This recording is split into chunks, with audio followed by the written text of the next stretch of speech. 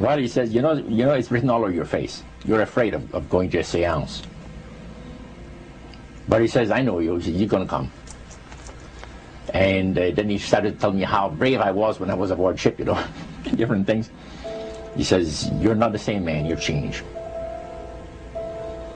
You're chicken. That's all I needed to hear.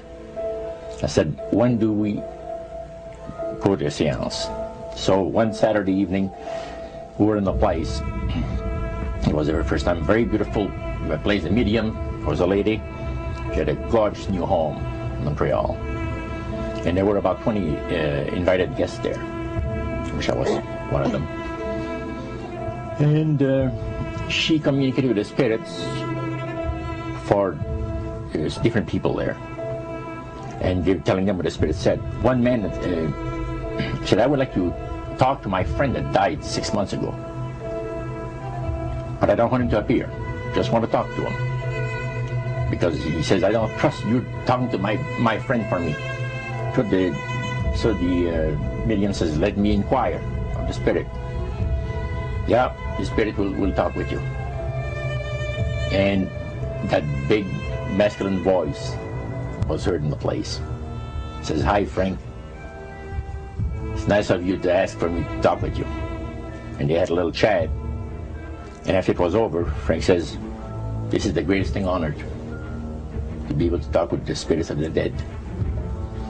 Then the medium said, we have a very special surprise tonight for you people. A spirit will manifest itself openly here in a few minutes. And it's like a big gust of wind hit the building. And right through the wall. Now the lights weren't terribly bright, but they were like living room lights.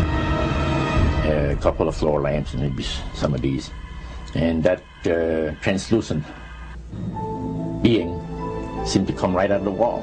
How did you feel right at that moment? It's almost like my heart stopped a little bit. You know, very weird feeling. So it was a lady in a beautiful evening gown, soaring. And she said to Mary, my dear sister, you are so wonderful to have asked for me. And Mary fainted and fell right off her chair on the floor. And a couple of guys jumped up and picked her up, and it's very gone. That was the beginning of it. That's how you got into it. Yeah, that's the way I got into it. After a while, you see, there's something interesting about the human mind. You can adjust to an awful lot of stuff.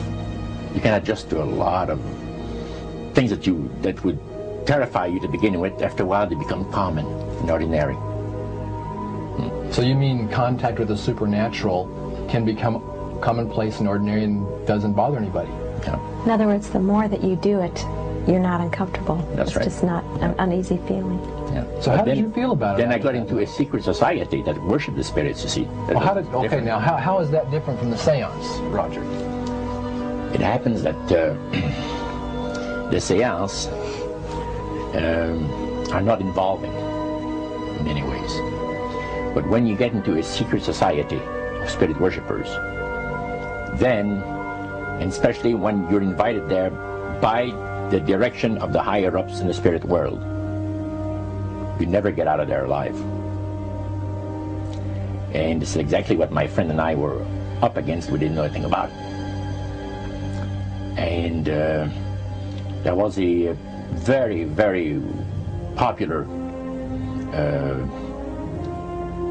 big band leader. Jazz musician? Band, yeah, very famous. And one night we went to one of these seances, and he was with his wife. So Roger, you're at this restaurant. What happened? We sat there, and we had our favorite alcoholic beverages, you know. And as we talked, the band leader says, he says, I want power, I go right to the source of power. And he says, how do you think that I became famous the way that I am?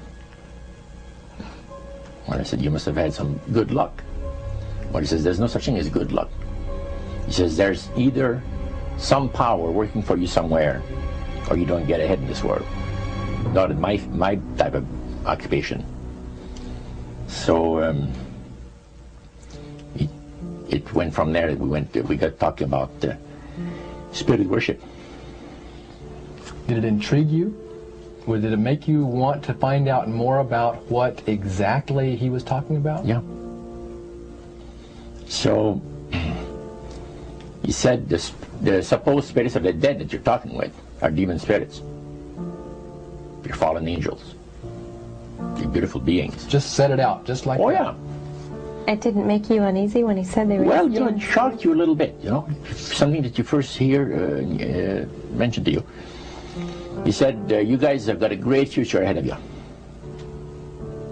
Because we've been told, the high priest of our society, secret society, has been told that the master has very special plans for you too. Now, what did he mean by the master? Satan. And we were interested to hear more about it. And he told us, he says, look, we worship spirits. We worship Lucifer and all his angels. They're just as beautiful as they did before they were cast out of heaven. He says there was a misunderstanding in the whole thing. He says among the inhabitants of the galaxies. And he says our master was misunderstood. And God did not bear with him like he does with people that make mistakes today. So we're in a warfare, good against evil. And we happen to be the evil ones, but we're not that bad. He says, I look at this business between the forces of good and evil. He says, you believe in one person believes in God, and everyone believes in Lucifer. It's like politics. So the great controversy is real.